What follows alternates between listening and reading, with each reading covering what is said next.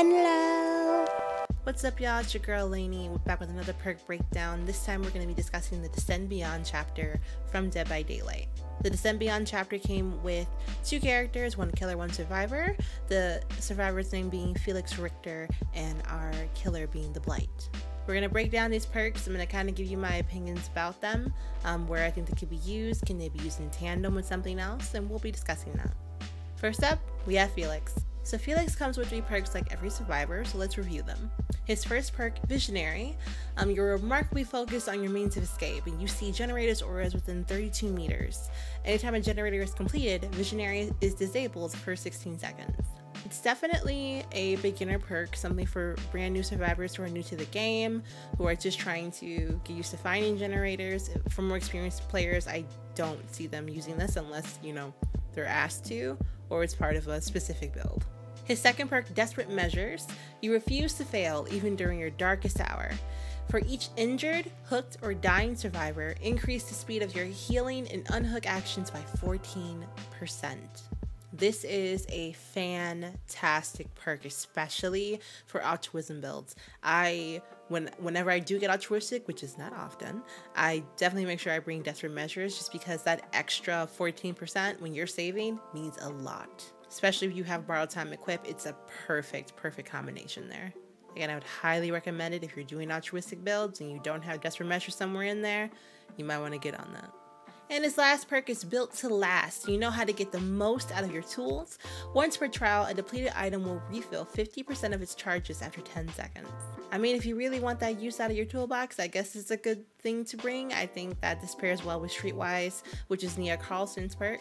But I don't know if I would personally bring it. If you're a big item heavy person, maybe this works out better for you, especially for flashlights, toolboxes, med kits. This could be great to use. And those are Mr. Richter's perks. We're going to move over to the Blight. I don't really play Blight at all. I definitely level him up for his teachables for my other killers, but I personally don't play Blight at all. However, I will be letting you know what the tier 3 equivalent is for the perks that I do have. So first up, we have Dragon's Grip. After kicking a generator for the next 30 seconds, the first survivor that interacts with it will scream, revealing their location for 4 seconds and becoming afflicted with the exposed status effect for 60 seconds. And it has a cooldown of 100 seconds at tier 2. However, at tier 3, it is an 80-second cooldown. This perk has gotten me as a survivor so many times. You pair that with an overcharge.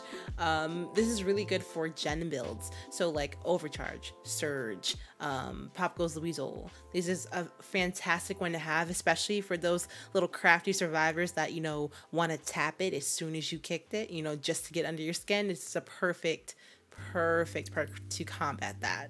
If you are not bringing it in your gen builds, I would highly recommend you do so.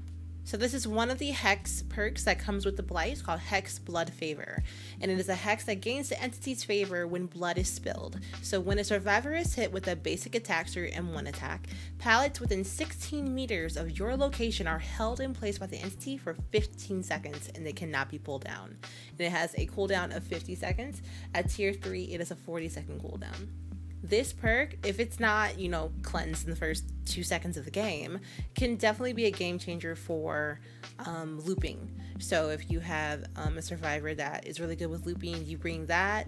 If you're feeling froggy and you feel like bringing the Trickster's Hex Totem, the crowd control, I think that this would definitely prevent them from looping you, period. However, it is kind of sad that it is a Hex Totem, but I see why they made it a Hex Totem, because it'd kind of be OP if you just couldn't, get rid of it, I guess. I don't know. I think I could see it not being a Hex Totem. Let me know what you guys think in the comments. So Hex Undying is probably what you're going to encounter the most in a lot of killer builds even today. So Hex Undying, while it's active, survivors within 4 meters of any dull totem have their aura revealed.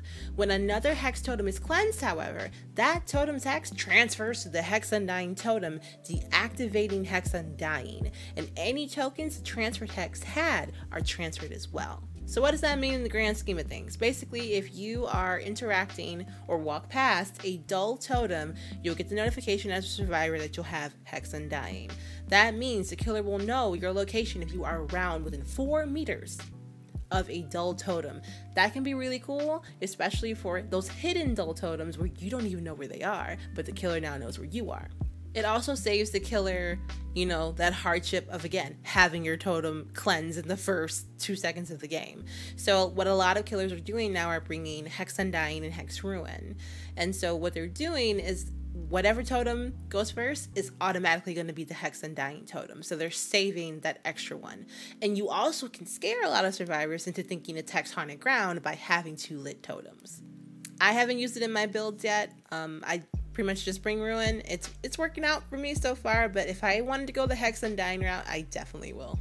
So that's it. That is the Blight, and that is Felix. I am so excited to be able to review the Descend Beyond chapter and talk about these perks, because I think a lot of people may know what a couple of them are, but maybe not all of them. So I think it's good to review them from time to time. Again, please let me know in the comments what you would like me to review next. I did get a request to review the Caden Clown DLC, so I will be doing that for next week as well. Be sure to like, comment, and subscribe to the channel if you enjoy my content. I'm trying to bring more educational content, but you know, maybe we'll have some main videos, maybe some gameplay, you don't know. Either way, thank you so much. If you made it this far for watching, I appreciate it. You all have a good one, and I'll see you next time. Bye-bye.